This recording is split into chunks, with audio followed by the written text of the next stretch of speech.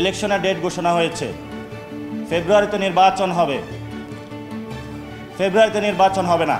জাতীয় নাগরিক পার্টির মুখ্য সংগঠক নাসিরউদ্দিন পাটোয়ারি এক বিস্ফোরক বক্তব্য দিলেন রাজধানীর ফার্মগেটের কৃষিবিদ ইনস্টিটিউশনে জাতীয় যুব শক্তি আয়োজিত জাতীয় যুব সম্মেলন 2025-এ বিশেষ অতিথির আসনে উঠে। ফেব্রুয়ারি মাসে নির্ধারিত জাতীয় নির্বাচনকে সরাসরি চ্যালেঞ্জ জানিয়ে তিনি স্পষ্ট করে বললেন, সংস্কার ও নতুন সংবিধান ছাড়া এই নির্বাচন হলে শহীদদের আত্মত্যাগের প্রতি তা হবে চরম অবমাননা। আগামী ফেব্রুয়ারি মাসে জাতীয় নির্বাচন অনুষ্ঠানের তীব্র বিরোধিতা করেছেন তিনি।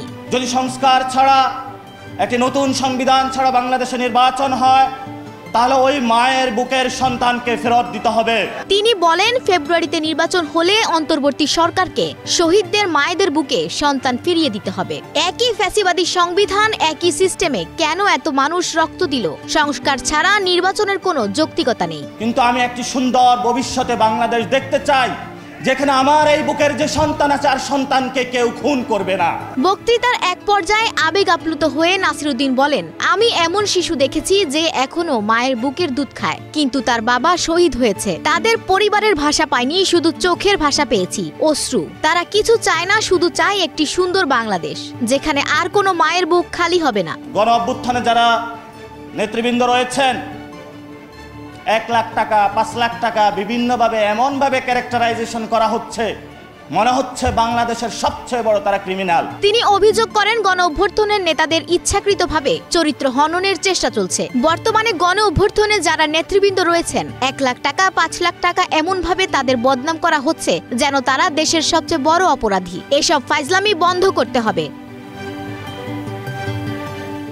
গোয়েন্দা সংস্থা ডিজিএফআই এর ভূমিকা নিয়েও তীব্র সমালোচনা করেন তিনি। মানুষের ট্যাক্সের টাকা খরচ করে তারা জনগণকে ভয় দেখায়। আয়নাঘর আমরা ভেঙে দিয়েছি, আবার সেই চেষ্টা হলে সদর দফতরও ভেঙে দেওয়া হবে। তিনি হুঁশিয়ারি দেন, বাংলাদেশের ডিজিএফআই থাকতে হলে অবশ্যই সংস্কার করতে হবে। যদি সংস্কার না হয়, অস্ত্র তাক করে 18 কোটি মানুষকে থামানো যাবে না। মৃত্যু আমরা মেনে নিয়েছি, যতবার মারবেন ততবার আমরা পুনর্জন্ম নেব আবু সাইদ হয়ে। গত বছরের 5 আগস্ট গণ অভ্যুত্থানের ঘটনাও মনে করিয়ে দেন নাসিরউদ্দিন। তার দাবি, ছাত্রদের নেতৃত্বে গণভবনের পতন হয়েছিল এবং শেখ হাসিনা দেশ ছাড়তে বাধ্য হয়েছিলেন। এখনো ফ্যাসিবাদের একটি কারখানা রয়ে গেছে বঙ্গভবন। তার ভাষায়, বঙ্গভবনের পতনও জনগণের হাতেই ঘটবে। তার এই বক্তব্যে উপস্থিত জনতা একাধিকবার করতালি ও স্লোগানে হল কাঁপিয়ে তোলে। আফসানা ভুইয়া, প্রবাস খবর।